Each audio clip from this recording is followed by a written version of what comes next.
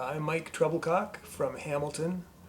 I play guitar and sing and bass and piano and whatever I need to play, I play. Uh, I play in the bands. Cemetery Spawn. That's my own band. It's uh, it started making songs for movies. That's sort of how that band came about, and it's I've done 3 volumes of albums of songs that are for indie movies, uh, like let me see, Ouija Mummy, Ouija Shark 2 that I mentioned. What other ones? Like Animator. I did a song for Abominations of Frankenstein, Exorcism of the Dead. All these, I did songs for all of these movies, and a lot more that I can't think of right now. But and the other band is the Killjoys, of course, that are playing again. Uh, we, we played a lot in the '90s. We broke up for a long time, and then we got back together. Then we broke up again. Then we, and I say broke up, but I just mean we stopped. We've never really broken up. It's just we just stop playing and then start again when we feel the urge. So that's it.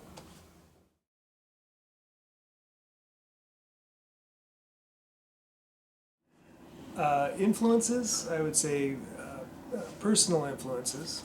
Um, this is sort of a personal and musical influence. A friend of the family, I remember up at the cottage on Lake Huron that we went every year. A friend of the family had an acoustic guitar and was playing it around the fire, and I was probably, I don't know, I must have been like 6 or 7, something like that. But it made a huge impression because this giant instrument, to me at the time, making music was pretty amazing to see live. And I think he was singing at the same time. He was playing "Take Me Home, Country Road," so that was like the first, I think it was my first inkling that this was something special that I might have wanted to do when I got older. So that was one personal influence. I think another personal influence was my dad, because when I was starting out, he would drive me to all kinds of folk clubs, so I would play, open mics around the city at, Squire's Pub, and, pubs and coffee houses. Like he would drive me to the night two, to either see bands or to play an open mic. I went to Gary Santucci's. He had sort of a folk club at the time, because I was writing songs and playing guitar, and so yeah, I think that was a big influence, just being able to see all this stuff and take part in it as well. That was a big influence. Musically, bands like, when I was a kid, Alice Cooper and Kiss were huge to me, because they were like superheroes, right? And I loved the songs too, and I loved the whole persona thing, which I've sort of, you can hear that influence now with the Cemetery Spawn stuff that I mentioned earlier. It's very sort of 80s, 70s, 80s metal, theatrical, and even if it's just, we played live a few times, it's not as theatrical. I don't chop my head off or anything like that, and we're working up to that. But so. Yeah, that would be the earliest musical influences, I think.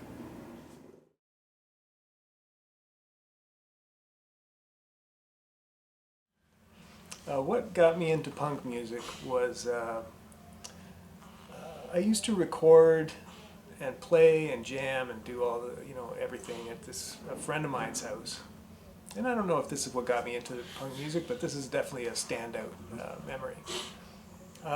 We used to rehearse there, and he had a 8-track reel-to-reel and a board that we used to be able to experiment on and record with. But we also, in downtimes, we would listen to all kinds of music, and one of the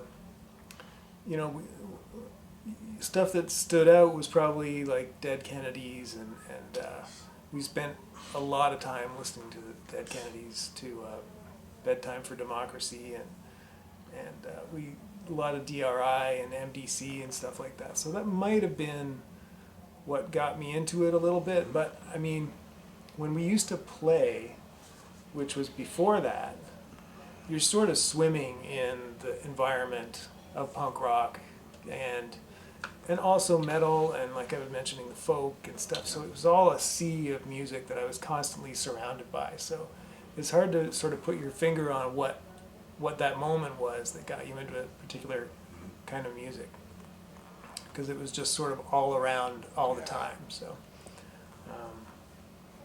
yeah, I guess that's my answer.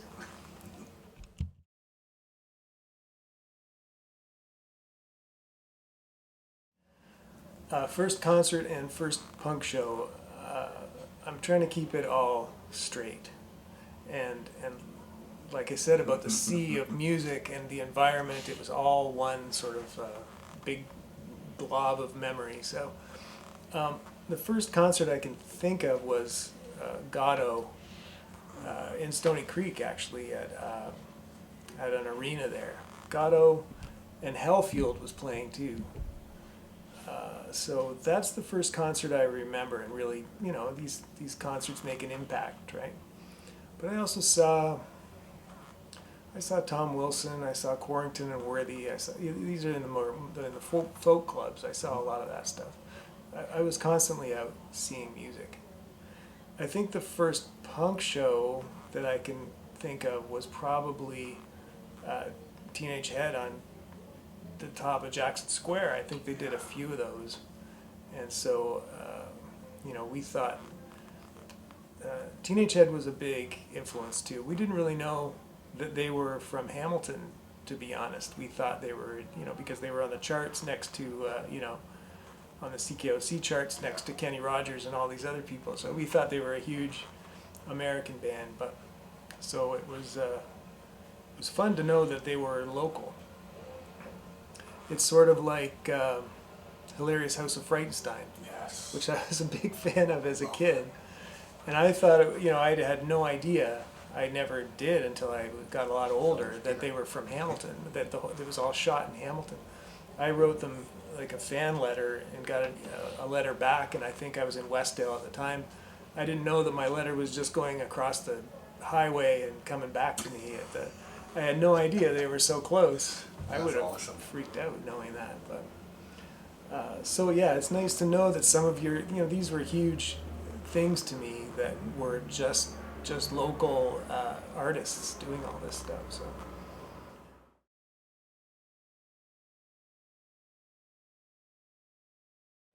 I think my favorite shows, I've never been much of a concert goer or a show goer. I've been to, a few, but I'd rather play shows than go to shows. I don't really like crowds, and so it's easier to be in the band where you're sort of, backstage, and you can sort of have a little bit of space. And it might be a phobia or something. I don't know what it is, but not a phobia, but it's just a discomfort. But anyway, so my favorite shows, though, have been Husker Du at RPM.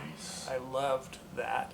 Just the volume of them, and the quality of the songwriting. Obviously, those two things together were an amazing combination, and I loved that band. And you could feel your pant legs go back when you were in front of them. It was pretty amazing, really. And I also saw the Replacements at was it the Masonic Hall up on Yonge Street North, I think, somewhere up there. I saw the Cramps there too. So I've seen a lot of really good shows. Frank Zappa at the CNE I saw, and that was great. So I think those are my favorites. I mean, a lot of my favorite stuff too have been bands that we've played with. I loved playing with the Posies. We played with them out west. A lot of the opening bands and bands we've opened for have been great. So it's been I've been to a lot of shows that way. Bands like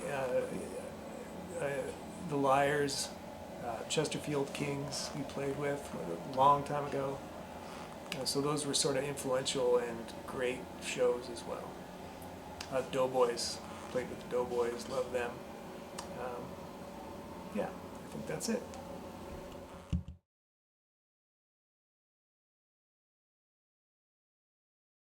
The craziest thing that's ever happened at a show, there's a couple or a few, there's many. Let's just say that.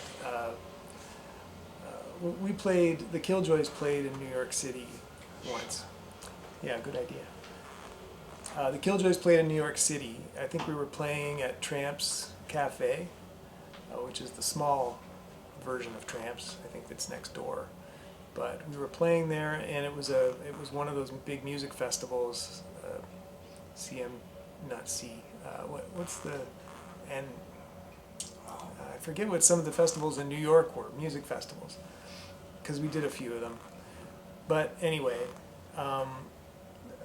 this particular night that we were playing, Oasis was playing down the street, because those things, there's usually a buzz band, every night that everybody goes to see. So nobody was at our show. But the only guy that was there was the drummer from Big Star, Jody Stevens, which we love Big Star. So it was kind of a thrill, an intimidating thrill to have him be there that night. So that was fun. I know I saw Teenage Hat at the Rock Pile, and I always remember this too. A guy smashed himself in the head with a beer bottle himself, and he was dancing, and his dancing got slower and slower, and the blood started coming out of his head, and there's glass everywhere. I don't think he broke the bottle. I think he broke his head.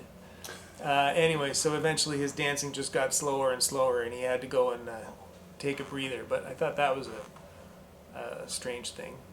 And at another show at the Corktown, you said not to, it didn't have to be violent, but it just always happens to be. The Corktown, at a fight there, I just remember, it's the only place I saw a guy, actually from a punch, his feet left the floor and he flew across the room. It was like a cowboy movie, so that was interesting. Some of the weird things we did ourselves. We played with Green Day and Foo Fighters. We played going across Canada at Edgefest, and so we had a guy come out every night in a diaper. It was our tour manager actually, but the character was Baby Guy.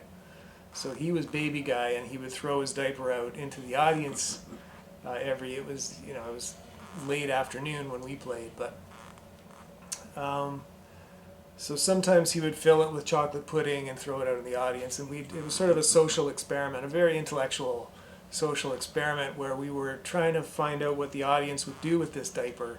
Sometimes they would rip it apart out of excitement, and sometimes just a big hole in the crowd would open up and the diaper would fall in there, all lonely and neglected. So Baby Guy did one of the tours. And I know the last night of the tour, Green Day had a guy come out with a baby mask on. We thought, you stole our Baby Guy.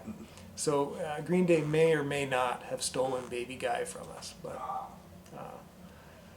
so that's, I think that's all I can think of right now.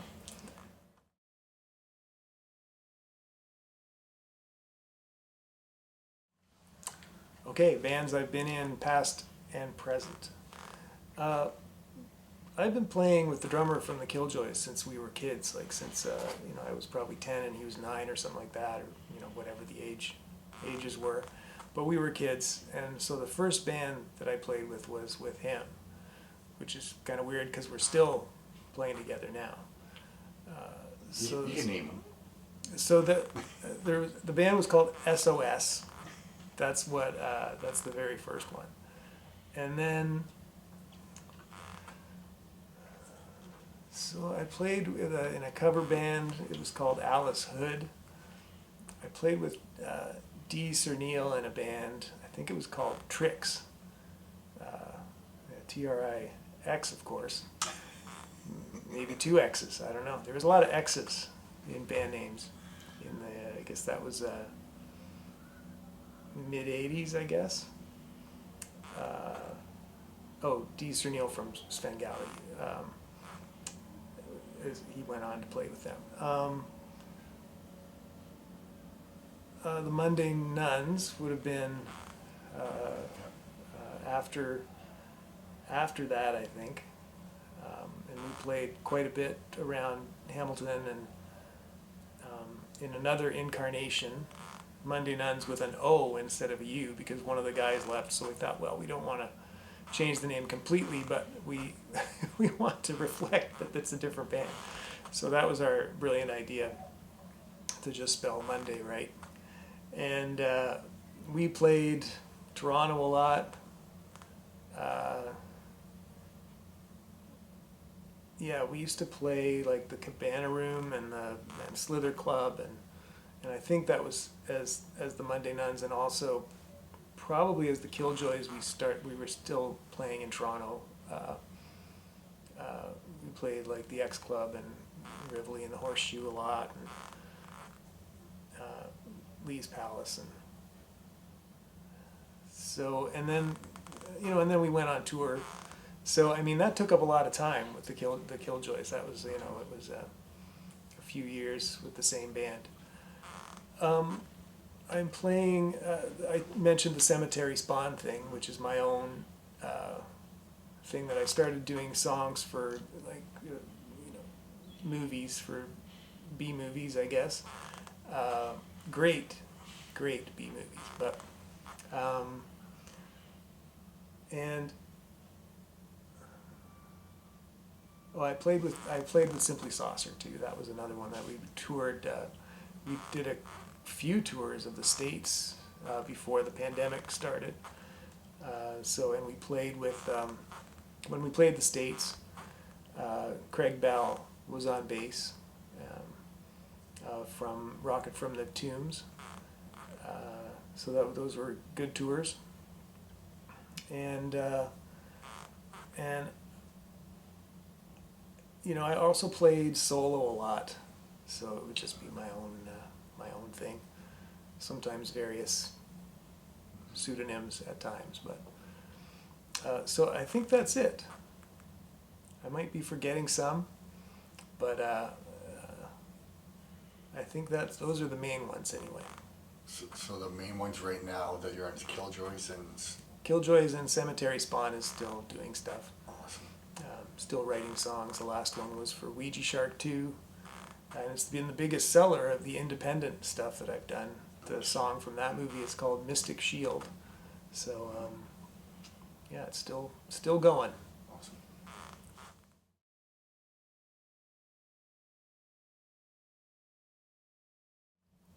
Okay, I think what I like about being a musician is the music. Obviously, I'm just such a big fan of the way music works, being sort of inside the music, and not just the rock, the stuff that we play live, but I do scores for movies, and just putting that together, the mechanics of how different instruments work together and how it works with the picture, and it's just it's sort of like a puzzle a lot of the time. So I like writing pop songs is the same sort of thing, or pop rock, or whatever we're doing. So like just writing any song is sort of like putting a puzzle together in a lot of ways. I mean, you've got the inspiration, the initial spark for it, but then it's like doing a crossword or something. You've got to make it all sort of fit. Yeah. And I like how you can hear rhythm in a phrase or in an environmental sound or in wherever. So you're getting music from around you all the time. Because conversation has a rhythm, and you can sort of put those rhythms to work in music. So I just love the sort of the craft. I guess that's what it is. It's the craft of music. What I don't really love is probably everything else about music, which is the money aspect of it. It's not. It's a struggle a lot of the time. It's all contract work. A lot of the work I do, or it's gigs or whatever. And so you try to pull a living together from various places. So sometimes it's been pretty touch and go, but there's all the just trying to hang on to what you have too. It's either a record company or a movie producer, or sometimes or it's just people. There's different rights and royalties and things like that, in the back end, and trying to sort of hang on to what little you get is nearly impossible too. So that's always a struggle. I think that's my least favorite thing. I do love traveling, and with a band. Like I love the tours that I did, like I said, with Simply Saucer. And I like staying in a hotel room, because it's luxury, for, I used to come home from Killjoys tours, and I had a $300 apartment and a futon on the floor, no shower, so it was like it's coming home to a slum basically, the roof caving in and stuff like that. So I used to love going to hotels just to have a bed off the floor, and so that was always nice. And I like seeing different places. You usually see it from the van window, but I do like looking out that window and seeing different places, because you don't get much time to you're after the show you're either back at the hotel, or you're sometimes even start traveling to the next show. So but I do love that aspect of it too. What's another? Let me think of one more dislike. I don't know. There's not. It's a pretty good. I mean, for all of the struggles that I was mentioning, it's a pretty good way to make a living, all in all.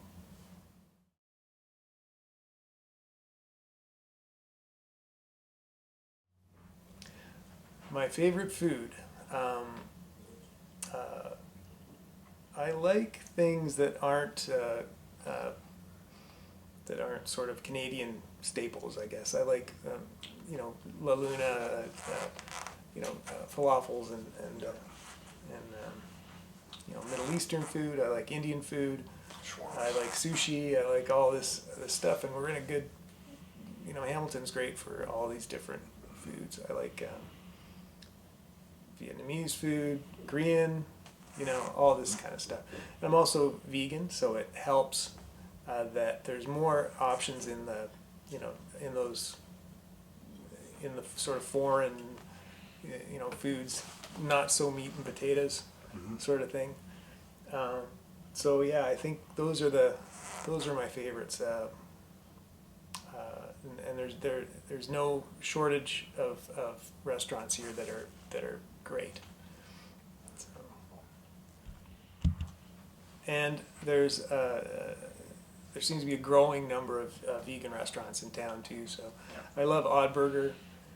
It's great because you get a Big Mac, but a vegan version of the Big Mac sort of thing. With that, it's as far as I remember, it tastes just like a Big Mac with the sauce and everything. So that's fun.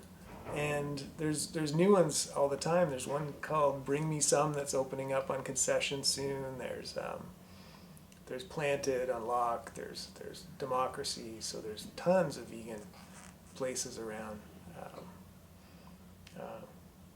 Yeah, with all kinds of food. So yeah, if you that's where I would get my sort of more Canadian food, would be from some of those vegan restaurants, because it's good stuff.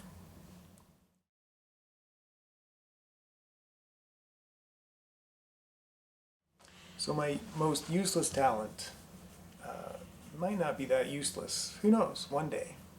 But my first instrument, again going way back, was bagpipes, and so I can play the bagpipes. And I've never used it anywhere yet. But like I said, you never know. Maybe I'll go join a pipe band or something like that Or one of these days. Dropkick Murphys cover band. Yeah, that's right. I've thought about it. So when you play bagpipes, you go from the chanter, and then you go to the goose, which is the bag, and the chanter, and then you get to the pipes. So I got as far as the goose. So basically, I can play the goose.